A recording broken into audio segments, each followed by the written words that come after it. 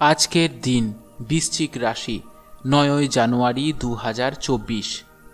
বৃশ্চিক রাশির আজকের দিনটা কেমন যাবে আসুন জেনে নিই। সঞ্চয়ের ইচ্ছা বাড়তে পারে, সকলের সাথে কথা বুঝে বলবেন।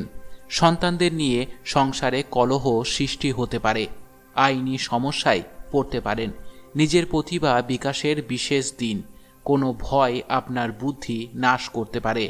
আবেগের বশে কাজ করলে বিপদ হতে পারে। আমাশয় জাতীয় কষ্ট পেতে পারেন।